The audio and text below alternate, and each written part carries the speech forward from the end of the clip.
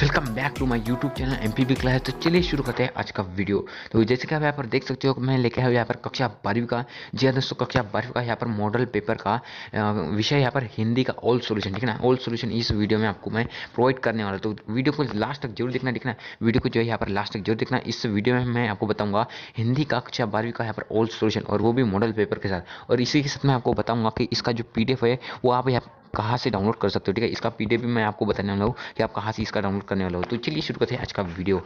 तो यहाँ पर हमारा जो पहला क्वेश्चन आ जाए यहाँ पर रहता है सही विकल्प चुनकर लिखिए, ठीक है ना। इसके जो आंसर है मैं आपको फटाफट यहाँ पर बताने वाला हूँ, ठीक है। आप सिंपली नोट करते हुए जरूर चलना, ठीक है। इसका पीडीएफ भी मैं आपको दे दूंगा सिंपली टेलीग्राम पर, ठीक है। तो ज्वाइन जरूर हो जाना। तो चलिए शुरू करते हैं। तो पहले का आंसर आ जाएगा यहाँ पर देख सकते हो हनुमान, दूसरे का आ जाएगा वातावरण में नमी, तीसरे का आ जाएगा रजत जयंती, ठीक है। तो अगला देख लेते हैं यहाँ पर जो अगला क्वेश्चन है। तो तीसरे यहाँ पर चौथे ऑब्जेक्टिव का आंसर आ जाएगा 5, और उसके बाद में है जो पांचवा ऑब्जेक्टिव है उसका जो आंसर आ जाएगा यहाँ पर आचार्य भरत मुनि, ठीक है। ये हो जाएंगे आपके 5 के ऑब्जेक्टिव। फिर आ जाएगा आपका छठवा कि जो डेयरी खटी मुहावरे का अर्थ है, इसका जो अर्थ होगा वो कठिन कार्य होगा, ठीक है। ये हो जाएंगे आपके ऑब्जेक्टिव यहाँ पर कंप्लीट। फिर आता है आपका ये मतलब जो रिक्त स्थान की पूर्ति कीजिए, ठीक है ना, रिक्त स्थान की पूर्ति कीजिए। तो इसमें भी आपको यहाँ पर राइट आंसर यहाँ पर आपको भरना है। तो पहले में आ जाएगा यहाँ पर वायुमंडल, दूसरे में आ जाएगा उमा शंकर जोशी, ठीक है। ये हो गए आपके 2 रिक्त स्थान।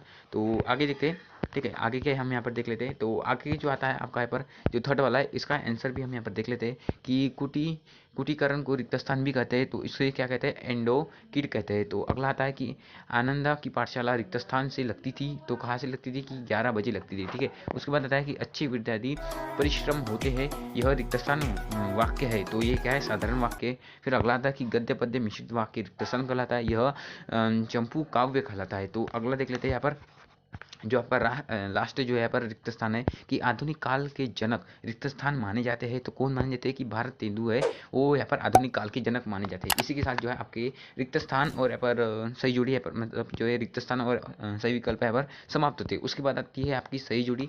तो सही जोड़ी यहाँ पर देख लो, मिला लो सब लोग, ठीक है। तो सही जोड़ी में क्या आ जाएगा यहाँ पर, तो पहला देख लेते हैं हम यहाँ पर सिंपली कि पहलवान की ढोलक, तो पहलवान की ढोलक देख सकते हो फणीश्वर नाथ रेणु, ठीक है। फिर आता है यहाँ पर सेकंड वाला कि हरिवंश राय बच्चन, तो हरिवंश राय का यहाँ पर सेकंड वाला हो जाएगा कि आत्मा परिचय, ठीक है इनका। फिर आता है कि अतीत के पाव, तो तीसरे का जो यहाँ पर आ जाएगा, तीसरे का देख सकते हो यात्रा वृत्तांत हो जाएगा। फिर आता है आपका चौथा जो कि है हिंदी भाषा की लिपि, तो चौथे में आ जाएगा फ्रेंड्स देव नागरी, ठीक है ना, देवनागरी आ जाएगा हिंदी भाषा की लिपि। फिर आता है पांचवा की शब्द गुण, तो पांचवे का जो आ जाएगा ये आ जाएगा कि माधुर्य ओज व प्रसाद। फिर आ जाएगा समाचार लेखन के लिए, समाचार लेखन के, तो इसका जो आंसर आ जाएगा वो 6 प्रकार या आकार, ठीक है। तो ये हो जाएगा आपकी यहाँ पर सही जोड़ी यहाँ पर समाप्त होती है, ठीक है। मैंने अभी तक आपको क्या बताया, रिक्त स्थान बताया, सही जोड़ी बताई और सही विकल्प बताया, ठीक है। ये 3 बता दिया हूँ। तो चलिए एक शब्द में उत्तर भी देख लेते हैं। पूरा आंसर एक ही वीडियो में आपको इससे मिलने वाला, एक ही वीडियो के माध्यम से। तो चलिए लास्ट तक जरूर बने रहना, ठीक है। बहुत ही खास होने वाली है, और बाकी के विषय के भी यहाँ पर जो है सॉल्यूशन अपलोड हो रहे हैं हमारे चैनल पर, जाकर जरूर देखना। बाकी के ऑल सॉल्यूशन मॉडल यहाँ पर अपलोड हो चुके हैं, तो जाकर जरूर देखना, ठीक है ना। और टेलीग्राम पर ज्वाइन जरूर हो जाना, सिंपली मतलब जो वहीं पे जो है मैं इसका पीडीएफ दे दूंगा आपको। तो अगला क्वेश्चन आता है कि राजभाषा से आप क्या समझते हो, तो उसका भी आंसर यहाँ पर लिखा हुआ है। फिर आता है दूसरा कि कविता का पहला उपकरण क्या है, तो शब्द है भाई। तो तीसरा आता है कि यशोधरा बाबू की मैट्रिक्स की परीक्षा किस स्कूल से पास की थी, तो उसका स्कूल का भी यहाँ पर नाम लिखा है कि अल्मोड़ा के रज्जी स्कूल से, रेमजी स्कूल से, ठीक है। तो अगला आता है फिर कि मैं पढ़कर लिखकर वकील बनूंगा, अछूत के लिए कानून बनाऊंगा और छुआछूत को खत्म करूंगा। कथन किसका है, तो डॉक्टर भीमराव अंबेडकर का है। फिर आता है पांचवा जो कि कविता पंख लगाकर कहाँ कहाँ उड़ सकती है, तो उसका भी आंसर यहाँ पर दिया हुआ है, सिंपली आप यहाँ पर पढ़ लेना, ठीक है। इसका आंसर क्या जाएगा कि कविता पंख लगाकर मानव के आंतरिक व बाह्य रूप से उड़ना भरती है, एक घर से दूसरे घर तक उड़ सकती है। तीसरा यहाँ पर जो चौथा आ जाएगा, फिर इसके बाद का कौन सा है, हाँ छठवा है, ठीक है ना। इसका जो छठवा क्वेश्चन है आपका कौन सा है, एक वाक्य में शब्द राज्य के लुटन से क्या क्या कहा, यानी कि राजा ने लुटन से क्या कहा, तो राजा साहब ने लुटन से 10 रुपए का नोट दिया, उसकी हिम्मत की प्रशंसा की तथा मेला देखकर घर जाने की नसीहत दी, ठीक है। फिर आता है आपका जो यहाँ पर जो सातवां वाला है, ठीक है ना। महाकाव्य के किन किन रसों की प्रधानता रहती है, जो महाकाव्य में है वो किन किन रसों की यहाँ पर जो है प्रधानता रहती है। तो नंबर पहला जाएंगे कि शांत रस, फिर रहता है वीर, फिर रहता है श्रृंगार रस में से किसी एक की प्रधानता होती है। तो चलिए हम अभी बता दिया मैंने आपको एक शब्द में उत्तर। फिर रहता है आपका सत्य सत्य। तो पहला आ जाएगा यहाँ पर कि पहला क्वेश्चन आ जाएगा कि क्रिया की विशेषता बताने वाला शब्द कहलाता है। तो क्रिया की विशेषता बताने वाला शब्द क्रिया विशेषण कहलाता है। तो ये बिल्कुल राइट आंसर है, ठीक है। इसको राइट कर देना, ठीक है, राइट कर देना सिंपली। तो चलिए अगला वाला देख लेते हैं आपका सही विकल्प, ठीक है। अगला वाला कौन सा है कि अगला वाला ये है कि शब्द शक्ति चार प्रकार की होती है। तो भाई ये भी सत्य है, इसको भी सत्य लगा लेना, ठीक है। यहाँ पर दिया हुआ है सत्य। फिर जो अगला क्वेश्चन आता है कि सिंधु घाटी सभ्यता के पत्थर और तांबे का प्रयोग होता है। तो ये भी सत्य है। फिर आता है अगला कि लेखन का आशय यांत्रिक हस्त कौशल होता है। तो ये असत्य है, ठीक है ना। ये दूसरा वाला असत्य करना, और दूसरा वाला असत्य, तीसरा सत्य, और जो चौथा है वो असत्य है, ठीक है। पांचवा देख लेते हैं कि पाठ रुबाई या व गरज में कवि की स्वयं को देश पर न्यौछावरण कर दिया है। तो इसका जो आंसर है वो हो जाएगा असत्य। तो अगला आता है कि मेरी कल्पना का आदर्श समाज पाठ के लेखक बाबा साहेब भीमराव अम्बेडकर है। तो ये राइट आंसर है, ठीक है, वही थे इसके लेखक।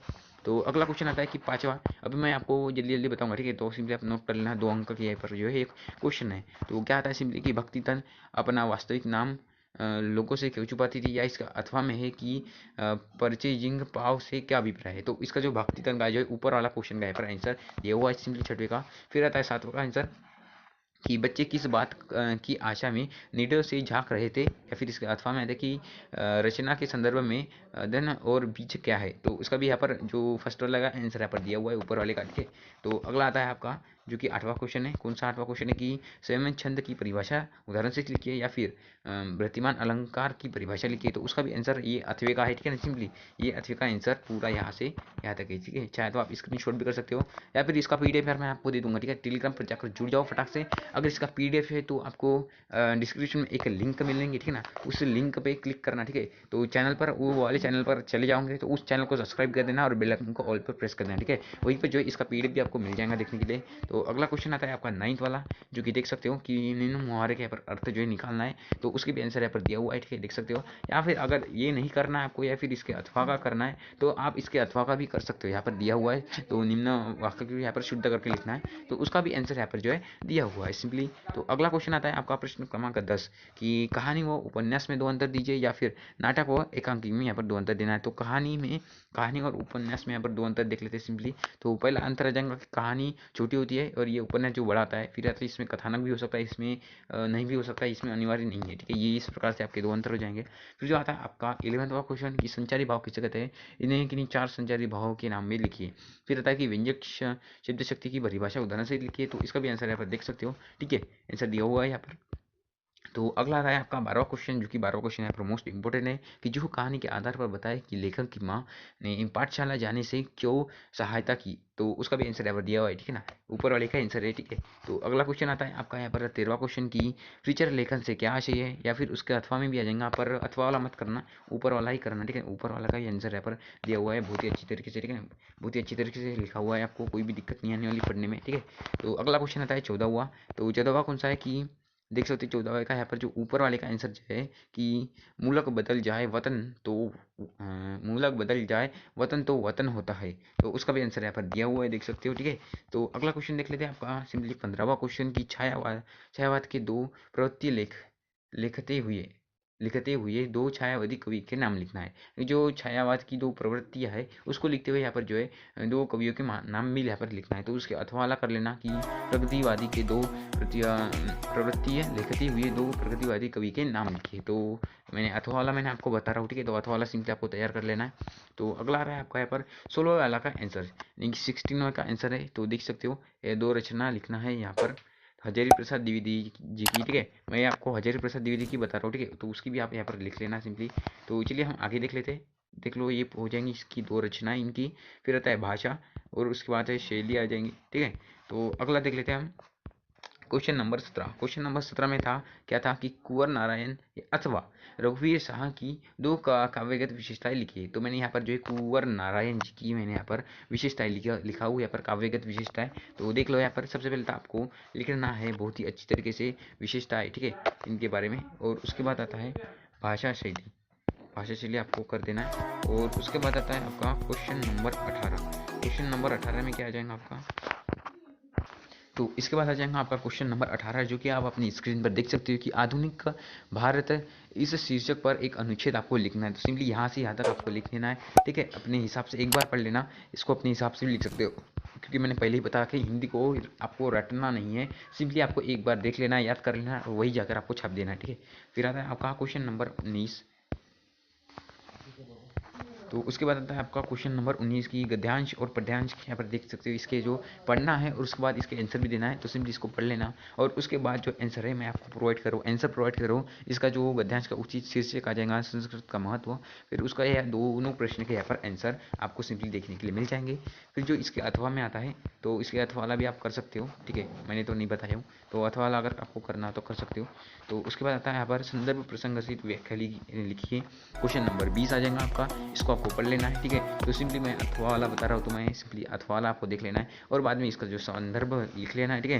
संदर्भ लिखने के बाद इसको प्रसंग भी लिख लेना है, और उसके बाद क्या करना है, आपको व्याख्या लिखना है, ठीक है ना। यहाँ से यहाँ तक व्याख्या लिख लेना है, एक बार पढ़ लेना है, और अपने मन से यहाँ पर लिखने का प्रयास करना, ठीक है। तो बात आती है इस मॉडल में से कितने परसेंटेज आएगा, तो बता देता हूँ। इस मॉडल में से आपको जो है पास होने तक उम्मीद आएंगी, ठीक है। हालांकि एमपी बोर्ड ने यहाँ पर आदेश जारी किया था कि इससे कोई भी संबंधित नहीं आने वाला है प्रश्न, पर ऐसा नहीं है, इसी में से आएगा। पर इसमें से मैं बताऊँ कितने परसेंट आएगा, आप बहुत सारे विद्यार्थी ऐसा सोच रहे होंगे कि कितने परसेंट आएगा। तो इसमें से जो है यहाँ पर 30 से 40% आएगा, ठीक है ना। 30 से 40% आने की संभावना इसमें से, और आएगा ही भाई। जो जिनने अभी तक जो है बुक खोल के नहीं पढ़ा है, ठीक है, जिनने अभी तक बुक खोल के नहीं पढ़ा है, वो सिंपली इनको रट डालो, ठीक है, आप बिल्कुल भी पास हो जाओगे। आपके 40-40 नंबर तो हर इसमें आ ही जाएंगे, ठीक है, अगर इसको आपने जरा रट अगर लिया तो। फिर आता है आपका क्वेश्चन नंबर 21वां, जो गद्यांश और प्रसंग की व्याख्या करना है। तो वो देख लो यहाँ पर, ठीक है, ऊपर वाला बता रहा हूँ। तो सबसे पहले आपको यहाँ पर जो है संदर्भ लिख देना है, ठीक है। उसके बाद जो है व्याख्या, तो व्याख्या बहुत अच्छी तरीके से यहाँ पर लिखा हुआ है। तो चलिए आगे बढ़ते बिना किसी टाइम गवाए, ठीक है। ये 21वें का ही आंसर है, ठीक है। ये विशेषता मत लिखना, मेरे ख्याल से विशेषता मत लिखना, अगर नहीं भी लिखा तो कोई दिक्कत नहीं आने वाली है, आपको नंबर मिलेंगे ही। तो आगे चलते हैं, आपका जो 22वां क्वेश्चन है, 22वें क्वेश्चन में क्या करना है कि उत्तर पुस्तिका में यहाँ पर जो है आपको माध्यमिक शिक्षा मंडल भोपाल को एक आवेदन पत्र लिखना है। तो सचिव को आवेदन पत्र लिखना है। तो देख सकते हो बहुत ही जैसे यहाँ पर लिखा गया हूँ मैंने, ठीक है, बस आपको वैसे ही लिखना है। फिर सेवा में सचिव, ठीक है। फिर उसके बाद यहाँ पर विषय भी डालना है कि उत्तर पुस्तिका के पुनर्मूल्यांकन के संदर्भ में। फिर तो यहाँ पर जो आता है महोदय, फिर आपको भी ऐसा लिख देना है यहाँ पर बहुत ही अच्छी तरीके से।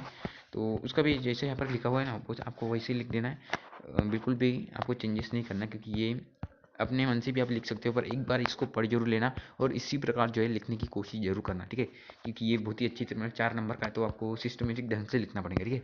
तो आगे आता है आपका क्वेश्चन नंबर 23वां, कि यहाँ पर निबंध आपको लिखना है। तो कोरोना वायरस किसी भी अरे यार, निबंध तो हम बचपन से लिखते आ रहे, तो कोई भी निबंध उठा के लिख देना। तो सिंपली मैं आपको बता देता हूँ, एक निबंध है यहाँ पर बाल शिक्षा का महत्व, ठीक है, बाल शिक्षा का महत्व, ये निबंध है, ठीक है। आप कोई भी लिख सकते हो अपने मन से, ठीक है, ये आ जाएगा आपका निबंध। तो इसी प्रकार जो है आपको मैंने ऑल सोल्यूशन प्रोवाइड कर चुका हूँ। अब बारी आती है कि ये पीडीएफ आप कहाँ से डाउनलोड करेंगे। अगर इसका आपको पीडीएफ चाहिए तो जाकर टेलीग्राम पर ज्वाइन हो जाना, और उससे पहले आपको डिस्क्रिप्शन में एक लिंक मिलेंगी हमारे चैनल की, तो उस चैनल पर जाकर आप ज्वाइन हो जाना, ताकि जो आपके यहाँ पर प्री बोर्ड की एग्ज़ाम होने वाली है, आपको पता ही होगा, मैंने एक वीडियो अपलोड किया था, आपकी जो एग्ज़ाम है वो यहाँ पर 15 जनवरी से स्टार्ट होने वाली है, ठीक है, 15 जनवरी से। अगर आपके यहाँ पर प्री बोर्ड के यहाँ पर पेपर लीक होते हैं, अगर लीक होते हैं तो मैं आपको उस चैनल पर प्रोवाइड कर दूंगा। तो मैं बार बार कह रहा हूँ यार को उस चैनल पर जाओ, उस चैनल को सब्सक्राइब करो, और बेल आइकन को ऑल पे प्रेस करके जरूर रखना, ताकि मैं जब भी वीडियो अपलोड करूँ आप तक तुरंत पहुंच जाए। और हाँ दोस्तों, इसका पीडीएफ भी आपको वहीं पे मिलेगा, या फिर आप जो है टेलीग्राम पर जाकर जल्दी से ज्वाइन हो जाओ, ठीक है। मैं बार बार कहता हूँ उस चैनल को ज्वाइन करो, और टेलीग्राम चैनल को भी ज्वाइन करो, ठीक है ना। इसका पीडीएफ आपको वहीं पर देखने के लिए मिलेगा। तो चलिए चलते हैं, मिलते हैं नेक्स्ट वीडियो में। और मैंने बाकी की सोल्यूशन भी अपलोड कर रहा हूँ, ठीक है, अपलोड हो रहे हैं चैनल पर, तो चैनल पर जाकर जरूर देखना, मॉडल पेपर के ऑल सोल्यूशन अपलोड हो रहे विद पीडीएफ के साथ। तो